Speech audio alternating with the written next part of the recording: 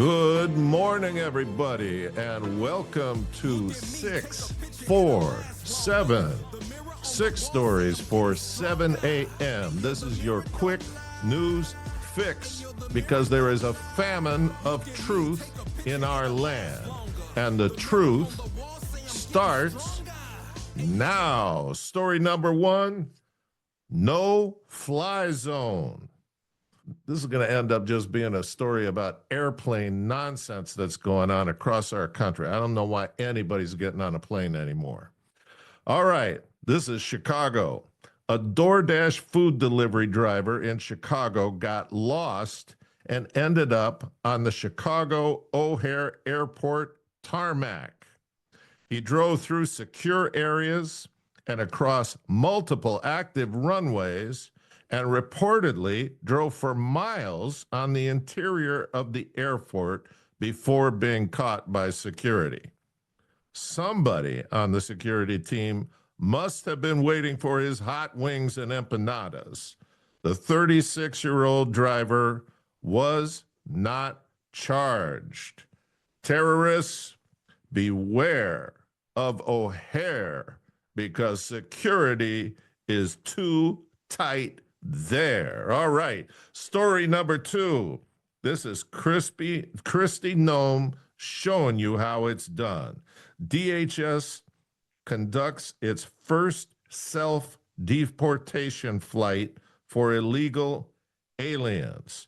38 Hondurans were given $1,000 and a plane ticket and a bag full of food for the flight, and the little kids got to go walk down these long tables filled with beautiful stuffed animals and pick a stuffed animal for the flight. So this whole thing was a great success, not just because these people were treated right, because they were treated so wrong, and their whole saga of walking up from wherever they come from, Honduras all the way to our border, and all the horror that went on, and the Dems and Catholic Charities, and all these folks knew this stuff was going on. So finally, they get treated humanely. They get sent home because they're here illegally. And here's the best part. This whole thing was a huge cost savings for the U.S. taxpayer. It normally costs around $17,000 to process an illegal alien out. This is $1,000, a plane ticket, a bag of food, and a stuffed animal. Okay? That's because our country's not being run by thugs anymore. It is being run by adults like a well-managed business.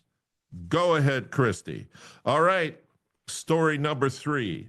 Trump's call with Putin yesterday. Trump and Putin had a 2-hour phone call yesterday regarding getting to peace in Ukraine. Putin said the call was candid and useful, and we're moving in the right direction. Trump said the call went very well and emphasized the prospect of large-scale trade between the U.S. and Russia needs that badly. Trump said that he hopes Pope Leo might host future negotiations at the Vatican.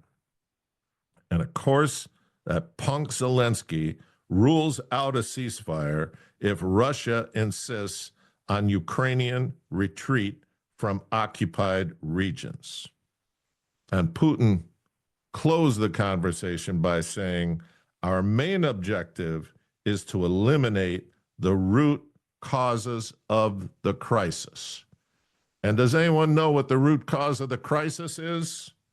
That the U.S. and the EU keep pushing for Ukraine to be in NATO, which is a direct violation of the agreement that everyone made with Russia.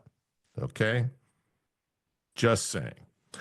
And just an addendum here, Trump, the old school gangster, the OG, is headed to Capitol Hill at 9 a.m. this morning, and it's not going to be pretty.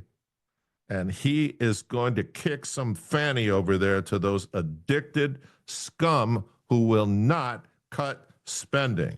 Let's see what he does. He's been on a roll. Story number 4 has to do with Grand Canyon University. Grand Canyon University is the largest Christian university in the United States.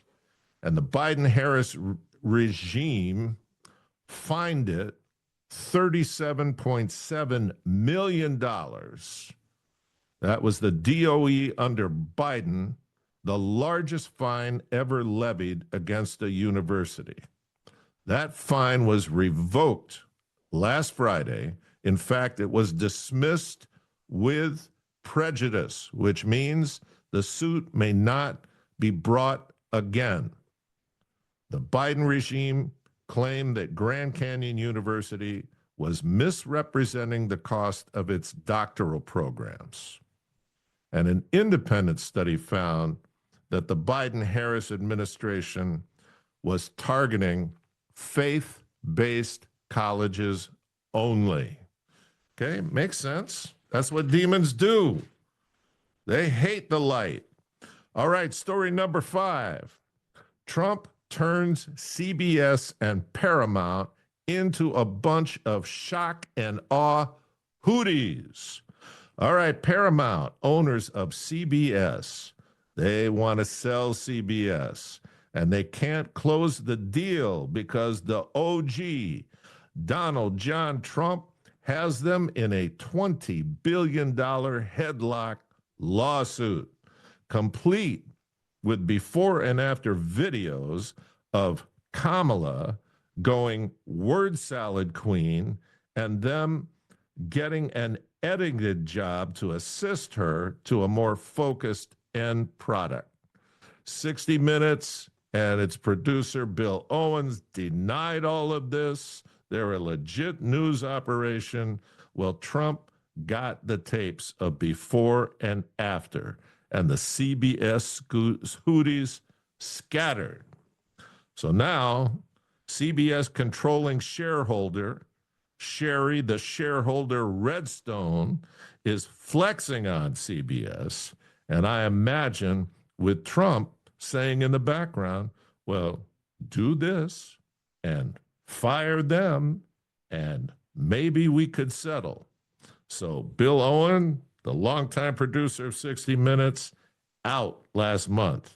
Now, yesterday, CBS CEO Wendy Anti-Israel McMahon is leaving.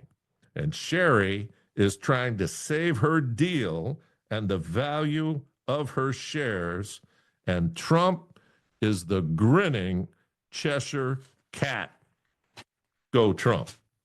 All right, story number 6. It's almost over. Here's a little button to put on it, though. It's a great last story, but this button's great too. Ashley Babbitt's mom is getting a confirmed $5 million wrongful death settlement. Now, let's go squeeze the cop who shot her and find out who ordered that. Okay? Because somebody did. I don't think he just started firing. Let's see. All right. Here's our last story.